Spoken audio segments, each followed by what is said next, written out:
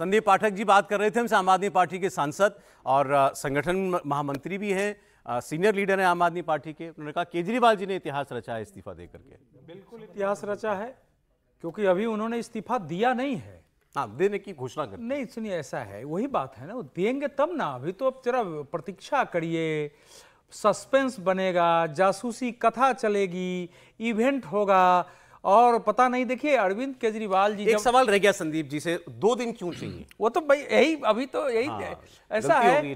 देखिए जितना मैं अरविंद जी को अभी तक समझने की कोशिश किया हूँ, थोड़ी गहराई से कोशिश किया हूँ, 2005 में तो लाए थे तो लगा था कि बहुत करें, उसके बाद कोशिश किया हूँ, तो वो इस्तीफा देंगे कि नहीं देंगे ये अभी तय मत मान लीजिए। क्या बात कर रहे हैं आप? ये भाई 48 घंटे का समय उन्होंने लिया है, 48 घंटे में उनकी पार्टी क्या करेगी? अभी आतिशी जी बैठी थी, बोल रही थी कि सरकार अभी 1 दिन चलेगी या 1 महीने चलेगी।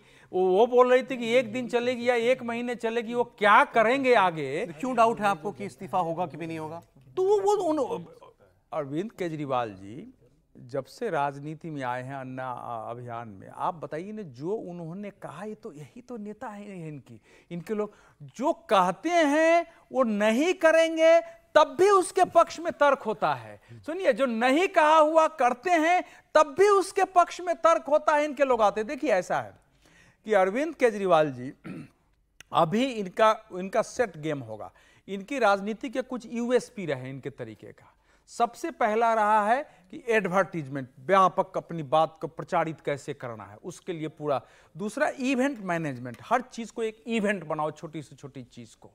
तीसरा रहा है कि कोई एक टारगेट ढूंढो और उसी पर लगातार हल्ला बोलो। ये तीसरा उनका रहा है। तो ये और भी 2 और रहा है, लेकिन इसमें तीन इसमें प्रासंगिक है।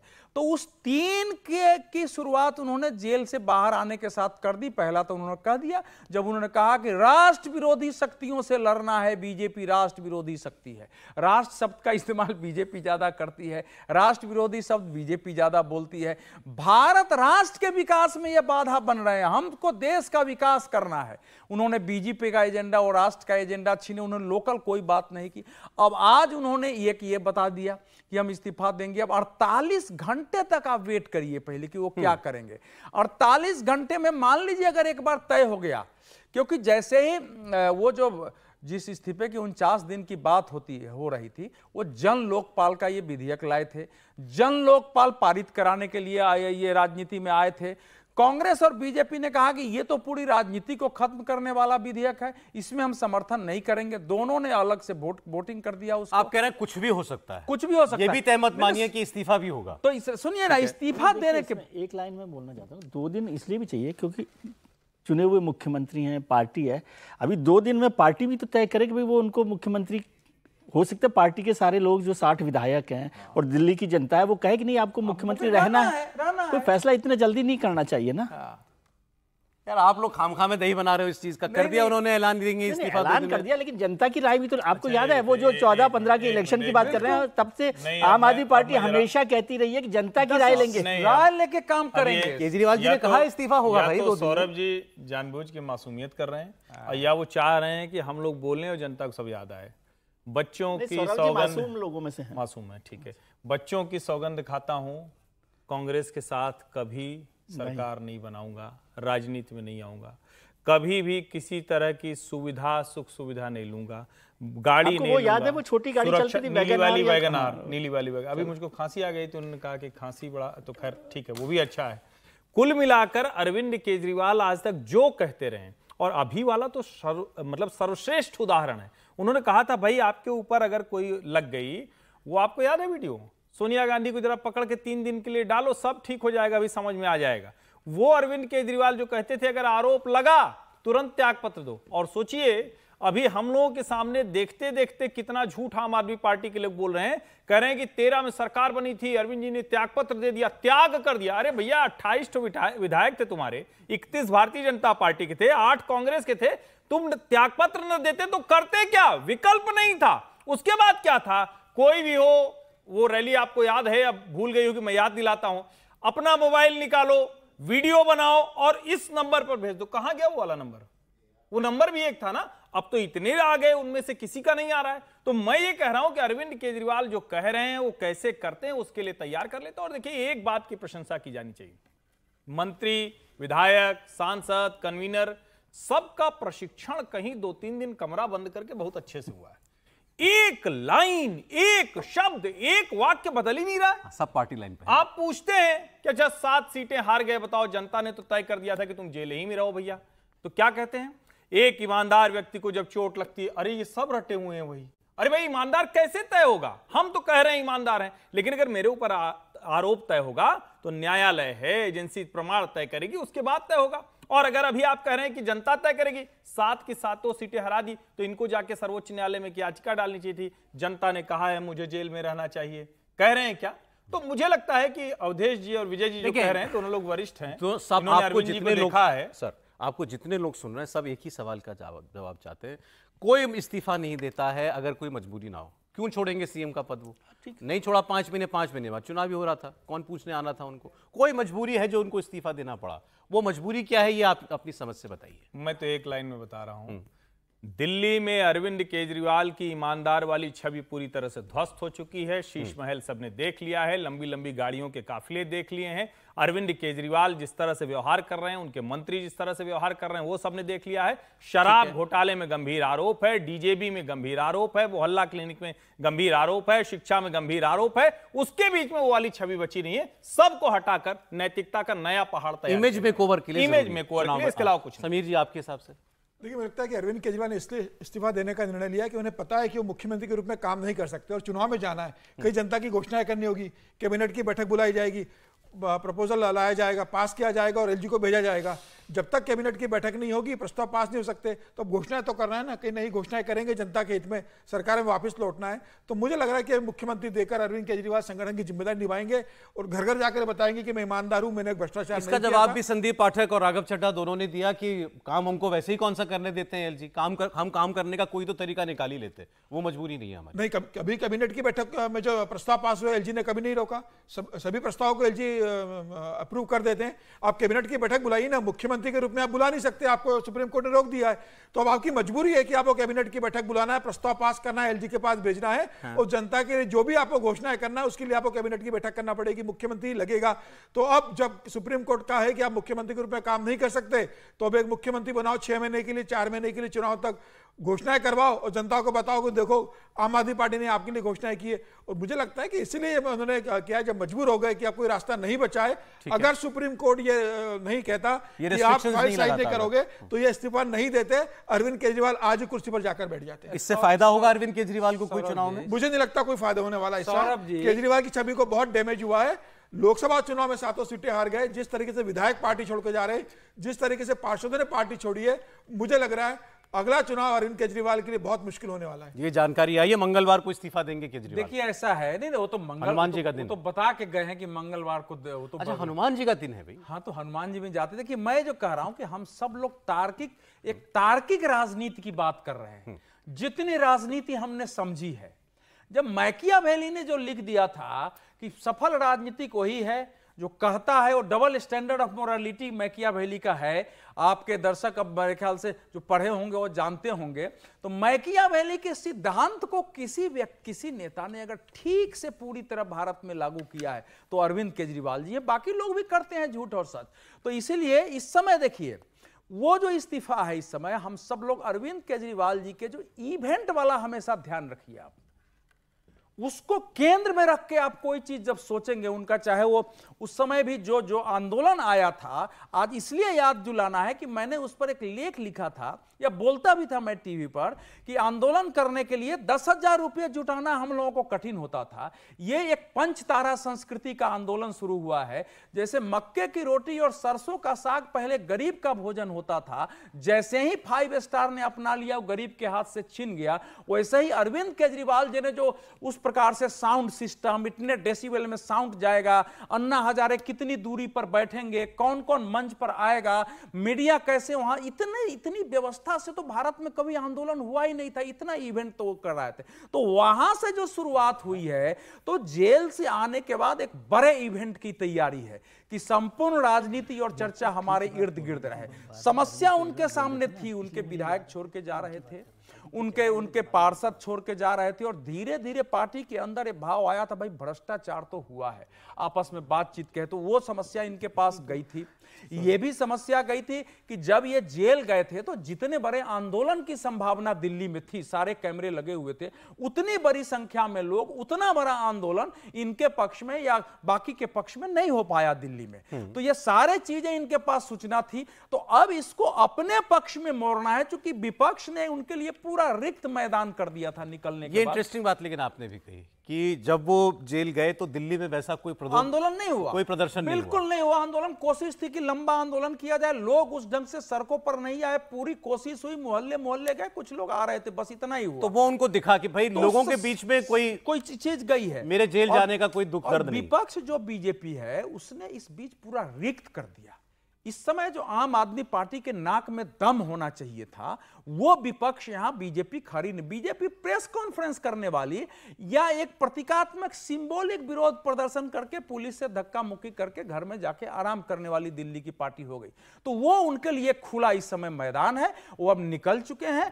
अब ये इवेंट चलेगा, मुझे ये भी लग रहा है फायदा होगा उनको इस कदम का कि नहीं होगा चुनाव? देखिए, इस कदम से घाटा तो नहीं होगा। ये जो उनका कदम है, नए सिरे से जब वो कहेंगे, अगर मान लीजिए भीड़ एक इकट्ठी हो गई कि अरविंद जी आपको इस्तीफा नहीं देना है, तो ठीक है, मैं जनता के बीच आ रहा हूं, मैं हर क्षेत्र में सभाएं करूंगा और वहां आप लोग बताओ कि मुझे इस्तीफा देना चाहिए या चुनाव करवाना चाहिए। वो ये भी शुरू कर सकते हैं। और फिर अगर लोगों ने कहा चुनाव करवाओ, तो फिर एलजी को कहेंगे हम तो मुख्यमंत्री हैं नहीं, अब चुनाव की घोषणा करवा दीजिए। अब चुनाव में समस्या यह है कि चुनाव आयोग मतदाता सूची के अद्यतन के लिए 1 जनवरी तक का डेट दिए हुए है।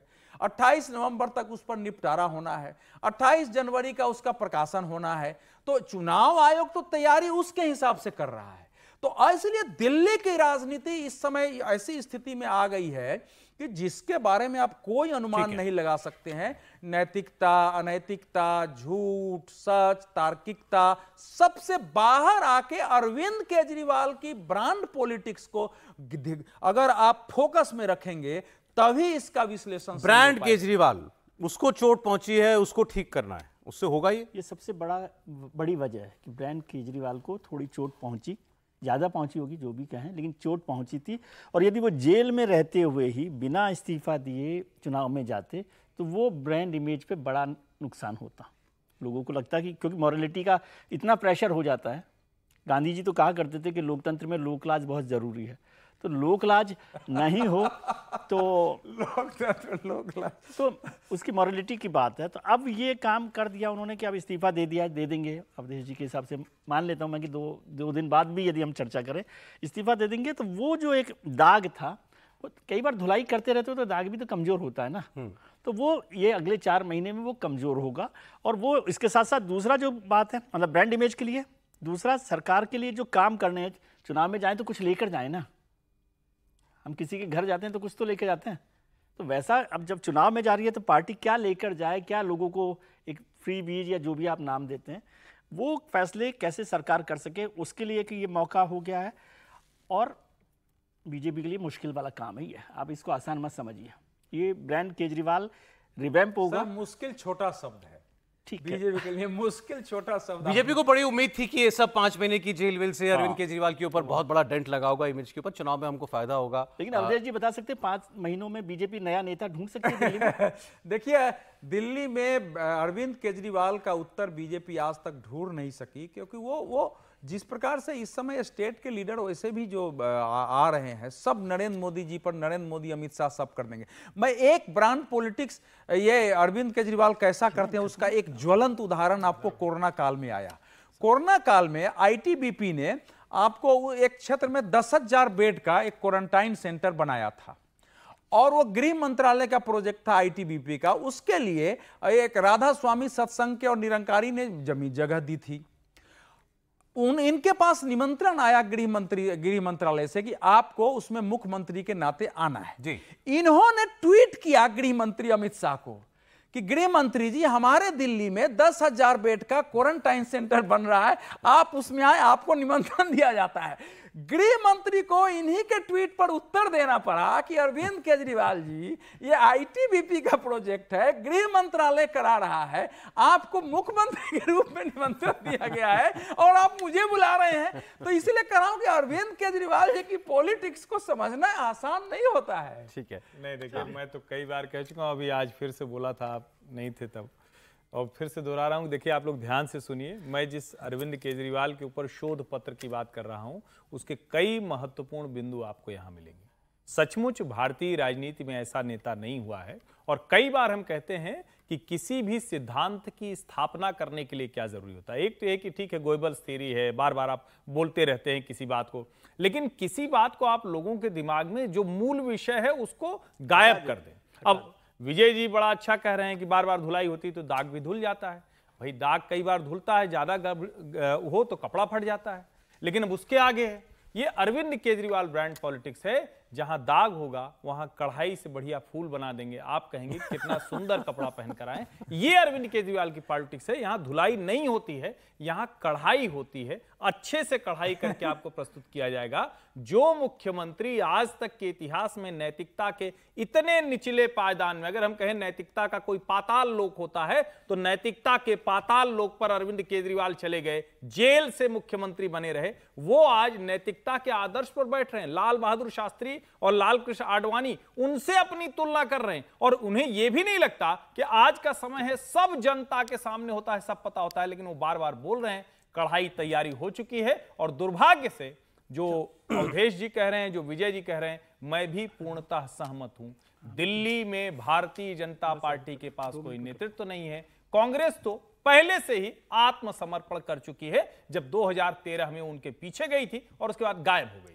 अच्छा, एक राउंड जरा आखिर में, बहुत सारे लोग नए जुड़े होंगे, वो जानना चाह रहे होंगे कौन अगला मुख्यमंत्री हो सकता है। 3 नाम हम अभी चला रहे थे। 2 जो सबसे सीनियर मंत्री हैं इस सरकार में, वो हैं आतिशी जी और सौरभ भारद्वाज जी। तीसरा नाम सुनीता केजरीवाल जी का, केजरीवाल जी की पत्नी, उनका चल रहा है। मैं चर्चा सुन रहा था, आप में शायद ये बात हो रही थी कि घर छोड़ना पड़ेगा, ये एक बड़ा फैक्टर होगा, इसलिए शायद वो सुनीता जी को चुने। घर की वजह से हर्ष जी की बड़ी चिंता है। अच्छा, नहीं, मुझे लग रहा है कि जो आदमी अपने ऊपर इतने गंभीर, आखिर अरविंद जी के ऊपर सबसे बड़ा वाला दाग कब लगा? अगर आप लोग ध्यान से देखें, ये शराब घोटाला तो बाद में आया, और इसमें तो जब जांच हुई तो पहले कोई, फिर मनीष सिसोदिया, फिर 11 लोग, फिर उसमें 15 लोग और शामिल हुए, फिर साउथ लॉबी। लेकिन बड़ा दाग कब लगा? बड़ा दाग तब लगा जब पता चला कि जो 3-3 बेडरूम के आमने सामने वाले फ्लैट लेकर अपना काम चलाने वाला मुख्यमंत्री था, वो कह रहा है कि ना, शीला जी जिस बंगले में रहती थी उसके पीछे वाली भी जमीन कब्जाओ, तोड़ो, नया बंगला बनाओ, और वो कुछ व्हाइट हाउस की तर्ज पर होगा, जहां रिमोट से दरवाजे खुलते हैं, जहां कमोड लाखों में होते हैं, जहां पर्दे लाखों में होते हैं। वो सबसे बड़ा धब्बा था। अब अगर कोई व्यक्ति इतना आरोप लेकर एक घर बनवाता है तो आप ये सोच रहे हैं कि उससे निकल जाएगा, और अगर निकलना होता तो आज अरविंद केजरीवाल कहते, मैं त्यागपत्र दे रहा हूं, अब मैं मुख्यमंत्री की कुर्सी पर बैठूंगा ही नहीं, मैं आम आदमी पार्टी का संयोजक हूं, मैं देश में अलग जगाऊंगा, नरेंद्र मोदी की सरकार को उखाड़ फेंकूंगा। लेकिन ये उन्होंने नहीं किया है, तो बंगला ना मूल में। इसीलिए मुझे सुनीता जी याद आती हैं। और दूसरा, जितनी स्टार कैंपेनर की लिस्ट आई, नंबर 2 है सुनीता केजरीवाल। बने ना बने मैं नहीं जानता हूं, अरविंद जी कुछ भी कर सकते हैं, और खामखा एक परिवारवाद का इल्जाम लेंगे अपने ऊपर। नहीं, परिवारवाद का कौन सा आरोप और फिर ये बंगले वाली बात भी सब करेंगे। सुनीता जी कितना अच्छा मुख्यमंत्री वाली कुर्सी पर बैठ के बोली थी, आप कह रहे हैं कि परिवारवाद का आरोप है। और इसमें कौन सा आरोप है भाई? जब सब कह रहे हैं, जब सब सरेंडर हैं पहले से ही, सुनीता जी जिनकी न संगठन में भूमिका न सरकार में भूमिका, जब सब उनके सामने समर्पित है। और मैं फिर कह रहा हूं, अरविंद केजरीवाल की आम आदमी पार्टी सिर्फ अरविंद केजरीवाल फिनोमिना है, इसके ना आगे कुछ है न पीछे कुछ है। वो जो तय करेंगे वही होगा, और उसको जस्टिफाई भी कर ले। ये मुमकिन नहीं है कि कोई और मुख्यमंत्री बन जाए और वो रहते रहे इस बंगले में। बिल्कुल मुख्यमंत्री कोई बन सकता है, कोई जरूरी नहीं कि मुख्यमंत्री अरविंद केजरीवाल नहीं है तो मकान खाली करना पड़े। जो मुख्यमंत्री बनेगा उससे मकान अलॉट हो जाएगा।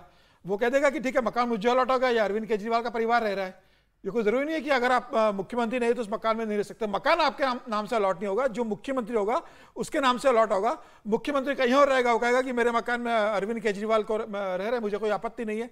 ये देखना होगा नैतिक रूप से अरविंद केजरीवाल क्या इतने गिर जाएंगे कि मुख्यमंत्री मैं नहीं हूं लेकिन मैं मुख्यमंत्री में घर के अंदर रहता रहूंगा। मुझे लग रहा है कि अरविंद केजरीवाल अब ये जो कह रहे हैं कि भाई मैं इस्तीफा दे रहा हूं, तो उन्हें घर भी खाली करना चाहिए, नए मुख्यमंत्री को घर देना चाहिए और वापस वो 2 बेडरूम किचन घर में जाए, वापस वैगनार में घूमे, जनता के बीच जाए और बताए कि जिस तरीके से मैंने जीवन जिया है अब मैं वापस उसी पटरी पर लौट के आ रहा हूं। हालांकि मुझे इसकी संभावना कम लग रही है कि मुख्यमंत्री का घर छोड़ेंगे, लेकिन हो सकता है कि जब उन्हें लगे कि सत्ता में इस बात की चर्चा होगी, विपक्ष और भारतीय जनता पार्टी इसको मुद्दा बनाएगी, तो चुनाव के लिए हो सकता है कि 6 महीने के लिए छोड़ दे मुख्यमंत्री का पद, सरकार में लौटेंगे, फिर मुख्यमंत्री बनेंगे, फिर उसी आवास के अंदर आ जाएंगे, उसको और बेहतर रेनोवेट करवा लेंगे अपने हिसाब से उसके बाद। तो मुझे ऐसा लग रहा है कि फिलहाल अरविंद केजरीवाल उस घर को फिर छोड़ देंगे। सर, पत्रकार का जो विश्लेषण है ना आपका, उसे थोड़ा बाएं दाएं चाहिए। अरविंद केजरीवाल इस मतलब इतनी बड़ी ट्रेजेडी मैं नहीं कह रहा हूं, TRAVESTY, इतनी बड़ी ट्रावेस्टी भारतीय राजनीति में कभी हुई ही नहीं। अच्छा मान लीजिए वो ऐसे आए कि मेरे पर इस घर को लेके भी सवाल उठा है, मैं अभी इसको ताला मरवाता हूं और फिर मैं जीत के मुख्यमंत्री बन के आऊंगा, तभी इसमें प्रवेश करूंगा और सारे कैमरे लगे होंगे। ताला ना लगवाएं, खुलवा दें, जाके देखो क्या है मेरे घर में। नहीं, वो तो नहीं करेंगे, वो तो संभव ही नहीं, वो तो पहले भी नहीं किए हैं, वो तो फंसाने की कोशिश, तो वो संभव ही नहीं है। तो वो देखिए वो तरीके जो उनका जो हमने समझा है वो अगर करेंगे तो इस तरीके से करेंगे कि मैं, क्योंकि उन्होंने ये कहा है ना कि केस तो 10 साल तक चलेगा, 15 साल तक चलेगा, आप मुझे जिता दीजिए। अब देखिए सुप्रीम कोर्ट ने ये उनको नहीं कहा है कि दोबारा जब आप जीत के आएंगे तो आप सचिवालय में जाएंगे, उसमें ये नहीं लिखा हुआ है। वो तो यह है कि जमानत आपको इस शर्त पर मिली है कि आप मुख्यमंत्री के फाइल पर साइन नहीं करेंगे, कैबिनेट मीटिंग नहीं बुलाएंगे, सचिवालय जाएंगे नहीं। ये कह रहे हैं कि दोबारा हम जीत जाएंगे तो हम जो है मुक्त हो जाएंगे और हम फिर से मुख्यमंत्री बनेंगे। अब ये सुप्रीम कोर्ट की शर्त जो है, क्या ऐसा है उसमें कि भैया अगर आप अब चुनाव हो जाता है उसमें दोबारा जीत के आप आएंगे तो जा सकते हैं, अभी की जमानत इस काल के लिए केवल हमारी है। ये तो उसमें लिखा नहीं है, ये इन्होंने ही कहा है और बाकी इसको चलाया जा रहा है। कोई इस पर ध्यान नहीं दे रहा है कि सुप्रीम कोर्ट की जमानत की शर्त है, उसमें यह नहीं है कि आप दोबारा चुनाव करा के जीत के जाइए। तो अभी बहुत कुछ जो है, लेकिन जो बार बार गोएबल्स, देखिए गोएबल्स भी मैकियावेली को ही पढ़ा रहे हैं। बात आपकी बहुत मतलब तो पते की बात है। तो इसलिए इतने दिनों में ईडी सीबीआई कुछ और आगे ट्रायल पे जाएगी नहीं क्या? वो भी बैठे रहेंगे? नहीं तो जाएंगे ना, तो ट्रायल करेंगे, ट्रायल आगे बढ़ाएंगे केस को, सुनवाई भी तो होगी। तो जमानत पर ही चलता रहेगा केस? नहीं, ये तो जमानत पर ही रहेंगे ना जब तक फैसला नहीं होगा। जब तक नहीं, हाँ, तो वो ट्रायल होगा जब तक, देखते ना, अभी बहुत आगे की बात है। 5 महीने में आपको लगता है कुछ गाड़ी बढ़ने वाली? और इसमें तो जो अरविंद जी और संदीप जी कह रहे हैं वही चिंता आप करेंगे, ये कोर्ट में केस चलता ही रहेगा।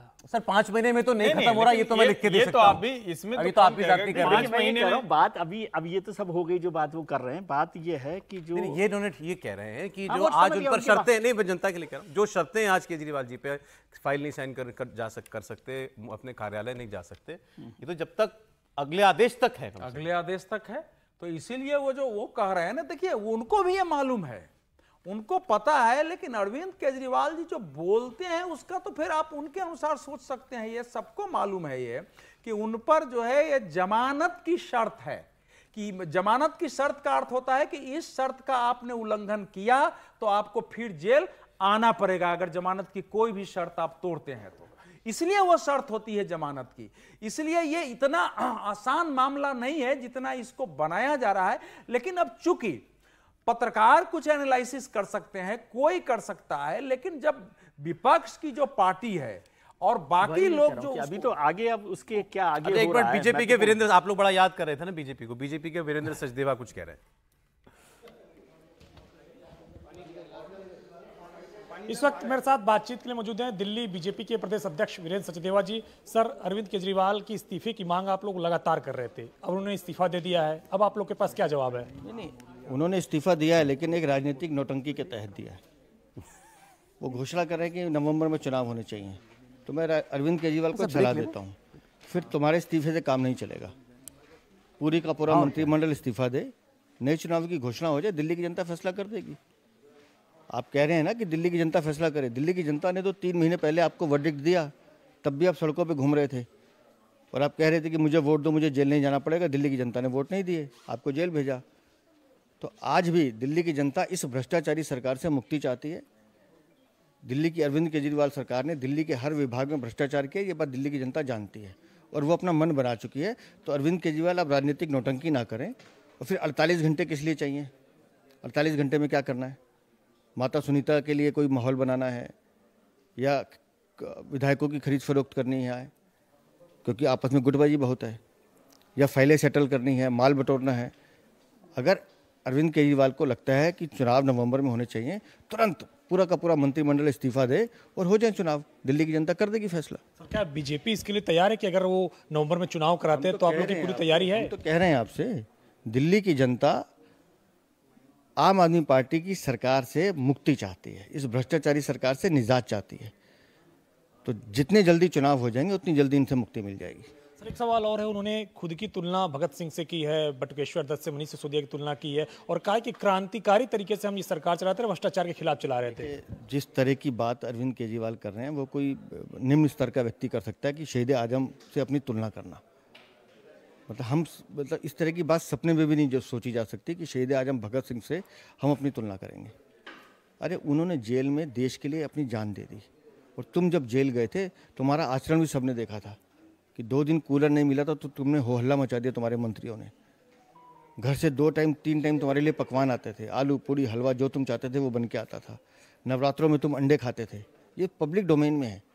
तुम अपनी तुलना शहीद आजम से करोगे जिन्होंने कितने दिन अन्न ग्रहण नहीं किया अपने साथियों के लिए, जिन्होंने पानी छोड़ दिया था अपने साथियों के लिए, तुम उनसे अपनी तुलना करोगे? मतलब ये बहुत ही निम्न स्तर की बात अरविंद केजरीवाल ने की है। सर आम आदमी पार्टी कह रही है कि अब आज से ये दिल्ली के अंदर चर्चा होगी कि चुनाव कब होना है और अरविंद केजरीवाल को हमको फिर से कब से सत्ता में बैठाना है। बीजेपी क्या चर्चा करवाएगी? दिल्ली में सिर्फ एक ही चर्चा होगी कि जितनी जल्दी होगा इस भ्रष्टाचारी सरकार से मुक्ति मिले और दिल्ली में आम आदमी पार्टी की रवानगी तय है, ये 100% लिख लें। तो आप लोग सजा याफ्ता कह रहे हैं अरविंद केजरीवाल को, तमाम उनके मंत्रियों को, लेकिन सौरभ भारद्वाज अभी पीसी कर रहे थे, वो कह रहे थे सजा याफ्ता कहाँ से है वो? तो अभी जेल में क्या किसी कॉमन कॉज के लिए गए थे? माननीय न्यायालय ने आपको जेल इसलिए भेजा था ना कि आप शराब घोटाले में आरोपी हैं और आपकी लीगल को उन्होंने वैध ठहराया है माननीय सुप्रीम कोर्ट ने, उसके सबूत हैं। आपने शराब घोटाले में वीरेंद्र सचदेवा बात कर रहे हैं हमारे सहयोगी से। वीरेंद्र सचदेवा दिल्ली बीजेपी अध्यक्ष हैं। वो बीजेपी यही बात बार बार कह रही है कि लोकसभा चुनाव में यही अरविंद केजरीवाल यही आर्गुमेंट लेकर के आए थे, हमको वोट दो वरना हमको जेल जाना पड़ेगा, हमारे ऊपर तोहमत लगाई, ये झूठा इल्जाम लगाया, लेकिन जनता ने वोट नहीं दिया, एक भी सीट दिल्ली में जीते नहीं। वो बात वो दोबारा कह रहे हैं उन्होंने। लेकिन वो अभी बीजेपी अब ये कितना दिल्ली की जनता को समझा पाती है, याद करा पाती है, असली बात तो ये है ना विजय जी। अच्छा बताया आपने, ये अध्यक्ष है भारतीय जनता पार्टी के आजकल दिल्ली के। ठीक है, तो वो उनको याद दिलाना है। तो काफी टाइम अभी तो 2 चीजें याद दिलानी है उनको कि भाई वो पार्टी के राष्ट्रीय प्रदेश अध्यक्ष हैं और फिर पार्टी कुछ करने वाली है। तो अभी मैंने थोड़ा सा गलती से बोल दिया था कि केजरीवाल साहब के इस पूरे कदम के बाद भारतीय जनता पार्टी के लिए मुश्किल होगी, तो अवधेश जी नाराज हो गए थे कि मुश्किल तो बहुत हल्का शब्द है। अच्छा, तो 5 महीने वो आदमी जेल में रह लिया, आप ये भी काफी नहीं बीजेपी के लिए? इसके बाद ही बीजेपी मुश्किल में? मुश्किल शब्द उन्होंने हल्का बताया। अच्छा, ये मैं कह रहा हूँ। हर्ष जी बता सकते हैं, हर्ष जी दिल्ली को बहुत देखते हैं। नहीं, मुझे लगता है देखिए दिल्ली का पॉलिटिकल लैंडस्केप नहीं बदला। एक्चुअली असल मुश्किल यही है और हम लोग 10-12 साल सोच रहे थे, तब तक समीर जी ने याद दिलाया कि शीला जी 15 साल 25 साल हो गए सर, और 10 साल पूरे होने जा रहे हैं और 1 साल 1.5 साल और वो मान लीजिए जो 13 वाली सरकार थी, तो कुल मिला के करीब 26 वर्षों से अधिक हो चुका है भारतीय जनता पार्टी दिल्ली में, जहां जनसंघ के समय 1998 जहां जनसंघ के समय सबसे पहले भारतीय जनता पार्टी जब मेयर वाली व्यवस्था थी तो उसमें पार्षद यहां से मजबूती से जीतते थे। सबसे ज्यादा लोग यहां से जब दिल्ली की रैली होती थी तो दिल्ली में ही थे, तो दिल्ली में ताकतवर हुआ करती थी। देश भर में जब कहीं से नेता भेजना होता था तो यहां से भेज दिया करती थी। आज उस दिल्ली में हाल ये है कि भारतीय जनता पार्टी अपनी बात भी नहीं कह पा रही है। और मैं नहीं जानता हूं कि राजनीति का तरीका कैसा होना चाहिए, लेकिन आप सोचिए इतने बड़े दिन पर अगर बीजेपी के नेता, बीजेपी पार्टी इस बात को भी लोगों को नहीं ठीक से समझा पा रही हैं कि अरविंद केजरीवाल और उनके लोग जो बोल रहे हैं वो उलट बोल रहे हैं। जो नैतिकता के नीचे चला गया है, नैतिकता के पाताल लोक में है, वो अपने आप को नैतिकता के शिखर पर बता रहा है। अगर आप इतनी सी बात, और मैं तो कह रहा हूं ना, कम से कम आम आदमी पार्टी वालों को देखिए प्रशिक्षण वो कैसे लेते हैं, इसके लिए जानी जाती थी भारतीय जनता पार्टी। लेकिन फिर मैं कहूंगा, प्रवक्ता कहां है, नेता कहां है, जनता से लड़ने वाले कहां हैं, कार्यक्रम कहां हैं? और अगर ये सब नहीं है तो आप ये उम्मीद कर रहे हैं, आप ये सवाल अभी आपने पूछा था 5 साल रहे वो जेल में, 5 महीने जेल में रहे। अरे भाई, किसी के जेल में रहने से दूसरी पार्टी नहीं खड़ी होती है। पार्टी खड़ी होती है अपने नेता और अपने कार्यकर्ता से, जो संगठन की नीतियों को लेकर लड़ता है। जो लड़ता हुआ दिखेगा वो दिखेगा। यहां तो ना कांग्रेस है ना भारतीय जनता इन पार्टी। 5 महीने में बीजेपी कोई माहौल नहीं बना पाई, नहीं, कोई फायदा नहीं उठा पाई। दिल्ली की जनता, सोचिए, जिन अरविंद जी के साथ दिल्ली की जनता अब नहीं खड़ी है, वरना अगर अरविंद जी का इतना प्रभाव रहा होता तो दिल्ली की जनता उनके साथ खड़ी हो जाती। भारतीय जनता पार्टी इस सिद्धांत पर सिर्फ बनी हुई है कि आज नहीं तो कल, आज नहीं तो कल हमारे साथ खड़े हो जाएंगे। अरे भाई, ना आप चेहरा दे पा रहे हो, ना आप ऑल्टरनेटिव बता पा रहे हो। दिल्ली तो आपके साथ खड़ी होती है, अभी तो 7 की 7 लोकसभा सीट दी आपको, लेकिन उसके बावजूद अगर आप लीडरशिप नहीं बना पा रहे हो, अगर आप प्रोग्राम नहीं दे पा रहे हो, अरे इतना बड़ा मुद्दा है। एक मुख्यमंत्री 5 महीने तक जेल से सरकार चला रहा है। आपको तो क्या क्या करना चाहिए था। आपको तो मतलब जेल का मुख्यमंत्री ये दिल्ली की सड़कों पर, दिल्ली के हर व्यक्ति के दिमाग में छप जाना चाहिए था। नहीं, उसके बाद लेकिन आप वो भी नहीं कर पाए। इतना माहौल बनता कि जेल से आने की हिम्मत नहीं होती, कि जेल से आने के बाद यदि हिम्मत इस तरह की हो, क्योंकि वो 5 महीने आपके लिए ये मौका था कि आप बताते कि भाई ये मुख्यमंत्री जी जेल में है और क्यों जेल में है। ये आप अभी तक एस्टेब्लिश नहीं कर पाए हो। और माफ कीजिए, मुझे नहीं लग रहा है अभी तक कि आप अरविंद केजरीवाल जी की वो इमेज डेंट कर पाए हो कि वो कोई शराब घोटाले के माफिया हैं या कोई बहुत बड़े आरोपी हैं। ऐसा मुझे दिल्ली की जनता के साथ नहीं लगता। दिल्ली को जिस सरकार ने शराब की नगरी बनाने के लिए नीतियां बनाई, उस ढंग से दुकान खुलने लगे, यहां तक हो गया कि देर रात तक खुला रहेगा, उसमें मनोरंजन के साधन भी विकसित होंगे और बाकी चीज की तरह एक खरीदने पर 2 बोतल फ्री। इस प्रकार की नीति बनाने वाले सरकार के विरुद्ध अगर बीजेपी एक बड़ा आंदोलन नहीं कर पाए, देखिए, संघर्ष का मादा जो पार्टी खो जाएगी, आंदोलन करने का मादा खो जाएगी, सड़कों पर उतरने का मादा खो के और लंबे समय तक टिके रहने का, वो राजनीति में अब लंबे समय तक नहीं टिकेगी। राहुल गांधी के बहुत बातों से हम लोग सहमत होते हैं, लेकिन 43-4400 किलोमीटर पर यात्रा पर निकलना कोई छोटी बात नहीं होती है कि आप यात्रा पर निकल जाते हैं, भले उसमें सारी सुविधाएं हैं, फलाना। इनको किसी ने रोका है कि दिल्ली में आप निकलो कि लौटेंगे ही नहीं घर, जब तक कि अरविंद केजरीवाल को हटा नहीं लेंगे। अगर 50 नेता भी ऐसा संकल्प ले ले और निकलने लगे और उसके पीछे लोग रहे, घेराव करो, जाओ, ये कुछ हुआ ही नहीं। आप जंतर मंतर आते हैं, वहां बजाबता जो है एक बैरिकेड लग जाता है, नारा लगाते हैं, पानी का बौछार होता है, टीवी वाले देख लेते हैं, चले आते हैं। जब सीबीआई ईडी का छापा पड़ता है, कोई कोर्ट का मामला होता है, जब तो उसके रिएक्शन में पत्रकार वार्ता करते हैं, आप प्रेस कॉन्फ्रेंस करते हैं, और ज्यादा से ज्यादा कोई जाता है तो बयान दे देते हैं। अब ये तो मतलब एक एलीट क्लास का क्लब पॉलिटिक्स है। क्लब पॉलिटिक्स से विधानसभा चुनाव में तो कम से कम नहीं चल सकती। 2014 से एक बार भारतीय जनता पार्टी की सबसे बड़ी परेशानी अरविंद केजरीवाल इसलिए भी बने हुए कि देखिए, 2014 में आप प्रचंड बहुमत केंद्र में सरकार बनाते हो, दिल्ली में विधानसभा चुनाव होते हैं, आप 3 सीटें पर सिमट जाते हो। 5 साल प्रधानमंत्री नरेंद्र मोदी का इतना शानदार कार्यकाल रहता है, 2019 में भारतीय जनता पार्टी 303 सीटों पर चली जाती है, दिल्ली की 7 सीटें जीत जाती है, और फिर विधानसभा चुनाव होते 2020 के, दिल्ली में भारतीय जनता पार्टी 8 सीटों पर सिमट जाती है। इतनी प्रचंड जीत अरविंद केजरीवाल लेता है, और इतनी शर्मनाक हार भारतीय जनता पार्टी की दिल्ली में होती, जहां प्रधानमंत्री मोदी इतनी लोकप्रियता पर बैठे हुए, भारतीय जनता पार्टी की इतना बेहतर काम है, संगठन आप वहां 10 साल खड़ा नहीं कर पाते। उसके बाद कॉर्पोरेशन के चुनाव होते, जो कॉर्पोरेशन 15 साल आपके पास रही थी, वहां भी अरविंद केजरीवाल अपने मेयर बना देते, आपके यहां से कॉर्पोरेशन भी चली जाती है। एक नेता नहीं है जो अरविंद केजरीवाल के सामने खड़ा हो सके आपके पास। आप पूरी तरीके से मोदी और अमित शाह की रणनीति पर निर्भर हो दिल्ली के लेके। तो मुझे लगता है कि सिर्फ मोदी के नाम पर आप दिल्ली का लोकसभा चुनाव जीत जाओगे, जो 2024 में आपने फिर 7 सीटें जीत ली, लेकिन विधानसभा चुनाव में तो जनता पूछेगी ना कि केजरीवाल के सामने आपके पास कौन सा चेहरा है। और सिर्फ केजरीवाल के सामने आपके पास एक नेता नहीं, आपके पास संगठन भी देखिए कौन है, कोई देखने वाला संगठन कौन है, किस तरीके से हो रहा है। तो मुझे ऐसा लग रहा है कि जब तक भारतीय जनता पार्टी दिल्ली में संगठन को मजबूत नहीं करेगी, केजरीवाल के सामने एक चेहरा नहीं देगी। आप लेकर आए थे 2015 में किरण बेदी को लेकर आए थे अरविंद केजरीवाल के सामने, वो चुनाव हार गई। तो आपको अपने संगठन से आदमी तैयार करना पड़ेगा। आप दूसरे दल से लाकर अरविंद केजरीवाल के सामने चुनौती पेश करोगे तो मुझे लग रहा है भारतीय जनता पार्टी के लिए एक बहुत बड़ी गलती होगी। आपको अपने नेता को अरविंद केजरीवाल के सामने खड़ा करना होगा।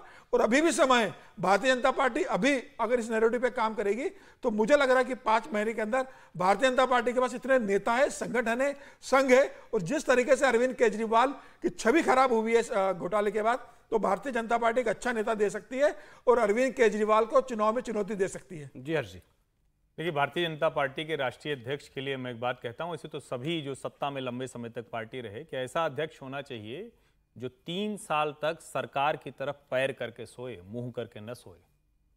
यहां तो मुश्किल ये है कि जो किसी भी पद पर है वो सबसे पहले मोदी शाह की सरकार, मोदी शाह की रणनीति, मोदी शाह के कार्यक्रम, उसके आगे कुछ नहीं।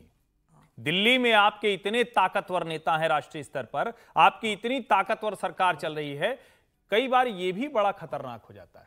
अब एसीपी डीसीपी सब परिचित होते होंगे, लाठी भी कम मारते होंगे प्रदर्शन में। भाई अपने गृह मंत्री है ना, अपने अमित भाई से बुलवा दें। ऐसा कीजिए सौरभ, तो मुझे लगता है ये भी एक बड़ा सवाल है। एसीपी डीसीपी परिचित है, कहे ठीक है प्रदर्शन होगा, कहे लाठी थोड़ा धीरे मारो। अमित शाह क्या कहेंगे, हमारे वालों को जरा और जोर से मारा करो। आराम से रखिए कि भाई वो पता है, तो उसको भी पता है कि भाई भाजपा वाला प्रदर्शन, इसमें लाठी नहीं चलानी है। जरा लाठी ढंग से पड़ती तो नेता भी तैयार हो जाता है। देखिए क्या होता है कि विपक्ष की आइडियोलॉजी को, उसकी रणनीति को, उसके कैरेक्टर को बहुत गहराई से, अरविंद केजरीवाल का सामना करने के लिए मैं इसको 50 उसको गहराई से विवेचना करो। मैंने बीजेपी अगर 3 दिन 4 दिन का सेशन ही बुला इस पर कि भाई अरविंद केजरीवाल की चुपचाप कैसे सामना करे, उसमें से चीजें निकल के आएंगी, निकल के आए तो कुछ रास्ता निकल सकता है। इतना आसान नहीं है। वो निकलेंगे सड़कों पर, ये भी दूसरा अरविंद जी बाहर हैं, ये कुछ उससे बड़ा करेंगे वहां। तो आप अब इतना इजी नहीं रह गया है किसी पार्टी के लिए दिल्ली की पॉलिटिक्स में अरविंद केजरीवाल जी को परास्त करना। तो इनके एक एक चीज को जब तक गहराई से नहीं समझेंगे, समझने के बाद फिर लॉन्ग टर्म पॉलिटिक्स के लिए आप नीति नहीं बनाएंगे और उसके लिए कुछ निश्चित लोग नहीं लगेंगे कि हमको इस काम को करना है, तब तक यह संभव नहीं है। लोकसभा चुनाव के दिल्ली के जो परिणाम आए उनको कभी हमने इस तरीके से एनालाइज नहीं किया, क्योंकि तब हम बड़े नतीजे की तरफ सब लोग बात करते रहे कि दिल्ली में जनता का 7 की 7 सीटें जो है भारतीय जनता पार्टी को देना, क्या इससे ये निष्कर्ष निकाला जा सकता है कि हाँ, अरविंद केजरीवाल के ऊपर आरोपों के जो भ्रष्टाचार के आरोप हैं, लोग उसमें कुछ दम देख रहे हैं? बिल्कुल नहीं देख रहे, वो केवल प्रधानमंत्री जी के लिए था। लेकिन मैं आपसे समझना चाहता हूँ, आप बहुत विद्वान पत्रकारों में से और दिल्ली की बहुत समझ रखते हैं, आपके पास 10 सेकंड है, आप 10 सेकंड में 7 बीजेपी एमपीज के नाम बता दीजिए आज की। बहुत मुश्किल है, कोशिश करें।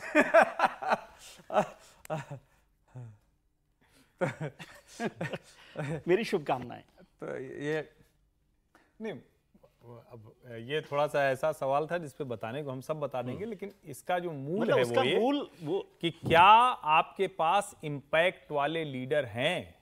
असली सवाल ये है। सर, दिल्ली के सांसद का नाम भारत की गली में भी कोई आदमी था ना तो बीजेपी के नेताओं का नाम जानता था। हम लोग उस समय दिल्ली में नहीं थे, लेकिन बीजेपी का नेता कौन है दिल्ली में ये वहां से पता चल जाता था। बिना जाने हुए वो नाम से अभी बोल सकते हैं कि हम लोग के दिमाग में बैठे हुए। बड़ा मजेदार है दिल्ली में, दिल्ली की राजनीति वो नेता करते रहे जो दिल्ली के कभी नेता नहीं रहे, राज्यसभा में रहे या दूसरे राज्य से वो सांसद बने, लेकिन दिल्ली की बीजेपी पूरे उनके कंट्रोल में उन नेताओं के हाथ में रही थी दिल्ली के अंदर। यही भारतीय जनता पार्टी की समस्या क्या है कि उन्होंने हमेशा दिल्ली को कंट्रोल किया, लेकिन नेता तैयार नहीं कर पाए। प्राइम मिनिस्टर, होम मिनिस्टर सब दिल्ली के रहने के बावजूद दिल्ली की यूनिट नहीं खड़ी कर पा रही भाजपा। ये एक बड़ी समस्या भारतीय जनता पार्टी के पास। उसके लिए आपको सत्ता से अलग हटना पड़ता है। दिल्ली में सत्ता का इतना प्रभाव और दिल्ली के लोग लगातार, मैं फिर से कह रहा हूं, दिल्ली के और ये कई राज्यों में ये मुश्किल होती है, और केंद्र में चूंकि आपकी इतनी मजबूत सत्ता है, नरेंद्र मोदी जैसा नेता है, आपको तो दिल्ली यूं ही जीत लेनी थी। अगर हम कहें उसको राजनीतिक तौर पर कहें तो आपके लिए तो सब अच्छा है ना, इतना बड़ा नेता है, 7 की 7 सीटें आपको लाके दे देता। क्या किसी सांसद के टिकट पर जीते हैं क्या? लेकिन जब आप कहते हैं कि उसको हम कैसे विधानसभा में ट्रांसलेट करेंगे, तो लड़ने वाला आदमी चाहिए, लीडरशिप चाहिए। और मैं फिर से कह रहा हूं, भारतीय जनता पार्टी का राष्ट्रीय अध्यक्ष अभी तक न तय होना, यह भी कोई बहुत अच्छी बात नहीं है। ढेर सारी मुश्किलों में से एक ये भी बड़ी मुश्किल है। सर, केजरीवाल तो 2013 के बाद आए ना। शीला दीक्षित 15 साल मुख्यमंत्री रही दिल्ली की। क्या शीला दीक्षित के सामने भारतीय जनता पार्टी को नेता खड़ा कर पाई? 15 साल अगर कांग्रेस भारतीय जनता पार्टी के सामने दिल्ली में सरकार बना सकती है, तब तो आम आदमी पार्टी थी नहीं। उसके बाद अरविंद केजरीवाल का उदय हुआ दिल्ली की राजनीति में। तो जो भारतीय जनता पार्टी शीला दीक्षित को 15 साल सत्ता से बाहर नहीं कर पाई, अब केजरीवाल इतने मजबूत हो गए तो शीला दीक्षित को चुनाव में हरा देते हैं, कांग्रेस का पूरा सुपड़ा साफ कर दे रहे कि कांग्रेस एक सीट नहीं जीत पाती। उस अरविंद केजरीवाल को जो लगातार 2014 से दिल्ली में राज कर रहे हैं, पंजाब में सरकार बना ले, राष्ट्रीय पार्टी बना लेते हैं, उस अरविंद केजरीवाल को दिल्ली में भारतीय जनता पार्टी कैसे हराएगी? ये भारतीय जनता पार्टी के लिए सबसे बड़ा यक्ष प्रश्न है। जी चले, अब सब देखते हैं 2 दिन बाद क्या होता है। मंगलवार को अरविंद केजरीवाल, अभी तक तो है कि इस्तीफा देंगे। हो सकता है कि यमुना में सपरिवार स्नान करने जाएं अरविंद जी, क्योंकि उन्होंने कहा था कि 25 के चुनाव, अगले वाले चुनाव के पहले हम करा देंगे, 25 के चुनाव पहले। एमसीडी के समय उन्होंने कहा था कि अभी एमसीडी की बात कीजिए, विधानसभा चुनाव के समय पूछेगा कि यमुना में सपरिवार स्नान कर सकते हैं कि नहीं कर सकते। लेकिन उन्होंने ये भी कहा था कि दिल्ली में हम झीलें बहुत सारी बनाएंगे, अभी आपने देखी नहीं। तो लेकिन वो थोड़े समय के लिए थे ना, जैसे एडहॉक चीफ मिनिस्टर आएगा वैसे एडहॉक झीलें थी। इस्तीफा देंगे ना अरविंद केजरीवाल मंगलवार को? मुझे लगता है इनको शक है, बस ठीक है, देखते हैं। नहीं, मुझे ये लगता है कि उस दिन तक वो क्या करेंगे। अच्छा, घोषणा की है तो मैं उम्मीद करनी चाहिए कि वो दे देंगे, लेकिन मैं इसे मानूंगा जब वो दे देंगे तब लगेगा कि हद दे देंगे। बहुत शुक्रिया फिलहाल आप सभी का, हर्षवर्धन जी, विजय जी, अवधेश जी, समीर जी, बहुत धन्यवाद आपका।